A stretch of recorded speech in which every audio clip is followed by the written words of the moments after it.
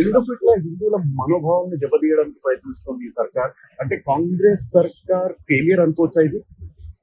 కాంగ్రెస్ సర్కార్ Sorry, failure Congress సర్కార్ అనడం కంటే రేవంత్ రెడ్డి సర్కార్. అంటే ఫెయిల్యూర్ కాదు, let me correct your word, failure కాదు, సక్సెస్ అని వాళ్ళు అనుకుంటున్నారు. ఎందుకంటే ఇవి చాలా ఈ అరాచకాలు చాలా ఎక్కువైపోయినాయి. ఎందుకంటే ఇప్పుడు లాస్ట్ గవర్నమెంట్ ఫామ్ అయిన దగ్గర నుంచి మీరు చూస్తే చాలా దేవాలయాల మీద అటాక్ జరగడం జరిగింది. అయితే దీంట్లో రెండు ఉన్నాయి. ఒకటి, గవర్నమెంట్ విచ్చలవిడిగా చేయడానికి రీజన్ ఏంటంటే ఏం చేస్తారులే హిందువులు అన్న ఒక వర్షన్ అయితే, రెండోది ఏంటంటే ఈ రోజు మీరు అడిగారు ఇక్కడ దాకా ఎందుకు వచ్చారని. ఇక్కడ దాకా వస్తామని ఎవరు అనుకోలేదు.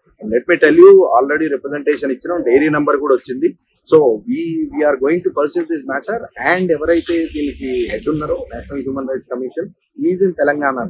ఎప్పుడైతే మనకి అది తెలిసిందో దట్ ఈస్ లైక్ 10 times మనం చేసే ఎఫర్ట్ కి ఒక రకంగా ఊపు వచ్చినట్టు అయింది. మీరు వచ్చారు ఇక్కడికి, మీరు ఏమనుకుని వచ్చారు?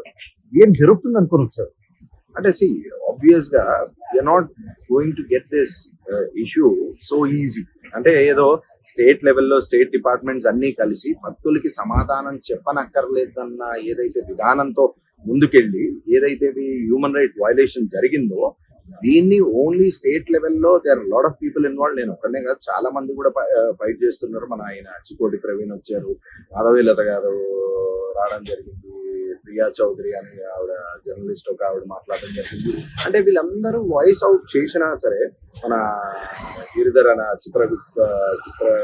గిరీష్ అని ఆయన కూడా రావడం జరిగింది, ఆయన కూడా మాట్లాడడం జరిగింది. వీళ్ళందరితో మాట్లాడిన తర్వాత అంటే ఎక్కడో మన మనోస్థైర్యాన్ని సన్నగిల్ల చేయడానికి జరిగే ప్రయత్నంగా అనిపించి, anyways I was in supreme court. So దీన్ని ఒక ఇష్యూగా తీసుకుని నేషనల్ హ్యూమన్ రైట్స్ కమిషన్ కు వచ్చి దీన్ని వాళ్ళ దృష్టికి తీసుకురావడం జరిగింది. And we have filed formal complaint.